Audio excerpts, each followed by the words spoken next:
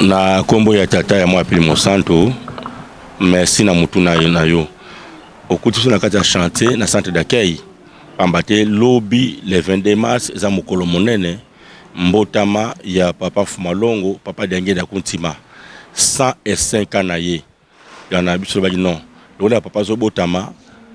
habito sur la mitema na biso et bongi pete bongi sa paroisse na biso. Yana biso na ba chef de cellule ya Kasavubu. Bachir de mouvement Kasavubu na bandimi nyonso to yokana ete to tiabo peto na lopango na biso ya wanto zo repeindre tribune peto zo repeindre lopango mobimba pe kokata matiti na lopango mobimba donc to na salon spécial kokata matiti pe ko tia couleur na tribune pe na bisika nyonso po ete papa Fumalongo akuta propriété na lopango pe na mitema na biso. Donc détermination to nango ete lokala to bandango lelo peto silisa musala tribune. Le voilà lobby a fait to l'exa lobby de jeudi to continue la résidence. Après résidence ne to yego salle de conférence pe tikona kota ba studio to komado to zo repeindre le pango mobimba. Donc le londe bazawana ba aussi sa tribune nyonso pe ba okene côté anini ya grande porte. Après kunande jeudi to continue la salle de conférence pe na résidence. Message to kopesa na bandeko to ba ete tango to kananda kwa Nzambe to yela kabilo ko mibale. Soko sali bolamu ozuli pamboli.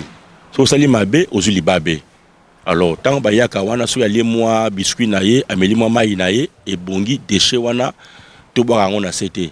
Le kota déchet na yo kene na ngona ndako po to zoli pamboli. Donc to tika ka bosoto na santé d'accueil te pamba teza lopango ya Yahweh.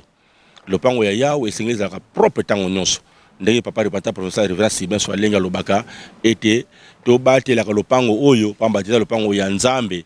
Aba contre l'état ba kota mikolo nyonso pona ba renseignement mama lingomba donc to bongi sango po ete ezalaka propre alors tango yo ye okuti le pango propre tika ngo pe propre ezate ko ye okuti le pango propre mais yo osali bosoto na yo otika ngo awa pe okei eza malamu te donc to bongi sa le pango oyo tango nyonso esika omoni baby yo bongi sa kotika ngo salite te ya moni ba mama vuvu kuna ba mamuli bazokombola bazokata matiti pani ni susi na biso le pango na biso tango nyonso ezalaka ya sika donc des fois na biso yangona pona programme lelo ndenge papa repata lobaki na biso ntubela ezo bana na 18h ti 20h ntubela esili nde 22h juste programme ebande ti na 5h du matin donc to tubela po ete papa akuta biso ya sika. Donc 18h à 20h, programme en Toubela, de 22h juste ti na 5h du matin, programme ya Mabondeli. Et puis, soit aussi lobby na tongo, to kena bandaku, ba 7h, 8h to zongi awa, pamba teza mokolo monene, Kinshasa mobimba, to kozala awa na centre d'accueil na Mabondeli. Donc, okenenda ko libela te mais ata ozana paroisse nini, pour programme ya Mabondeli ba paroisse nyonso.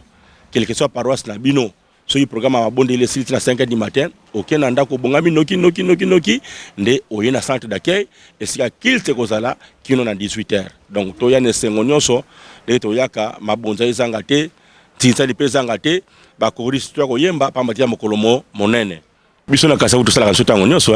biso na Kasavubu to zela kanon te o papa zo ya to te biso to bongisa katango nyonso donc biso devoir na biso ya awa et sengeli centre d'accueil tango nyonso la ka propre. Donc biso souci na biso na yangwana donc lokola to cha lelo e kwestele na mbotama ya papa Fumalongo lobby mais chaque fois to chaka na biso donc biso to lobaka souci na biso centre d'accueil mokolo lokola biso to za awa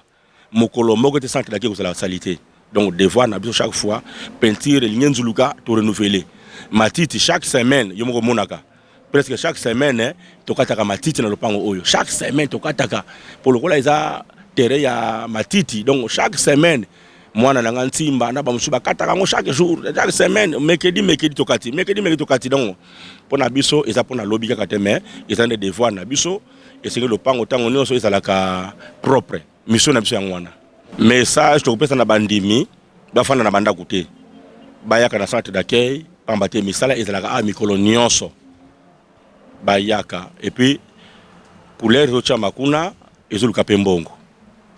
ya to senga na mandimba ko sunga biso na latex to na emai bakoya nango ozala te ko soma ngote ozala ma quelque chose yaka na bureau communal to za wana oyo to soma quelque chose na ngwana to ko somba latex to ko somba bampoule to ko somba ciment to ko somba mabende pamba te misala eza mingi ana centre la kezo lukambongo nde so nakopesa pe numéro na ngai ya téléphone eza 089 75 40 254 089 75 40 254 ezala yo mutu wana na Kinshasa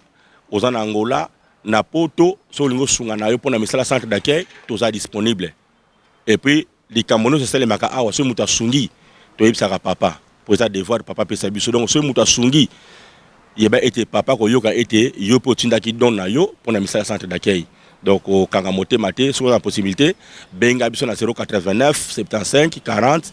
254 po ete tocontribue biso nyonso bureau communal eza wana okutanga pasteur communal aza wana révérend Alfred Kiautwa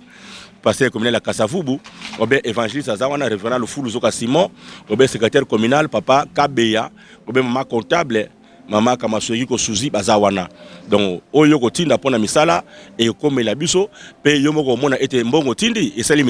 misala pamba te pona biso pour papa nous mourons alors papa ko bota malobi biso pe to petoli lopango pour papa ko bota na mitema na biso e bongi pe esika ko bota mela ezala propre yanga to bongisi lopango nyonso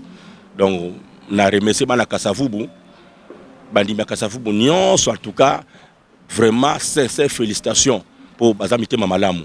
pour sona sengi bango en tout cas bakanga motema te bandima Kasavubu nyonso bakota ba mouvement nyonso ba chef de cellule nyonso pe ba membre bureau communal en tout cas to remercier bino na collaboration ya musala autosala. Merci papa journaliste.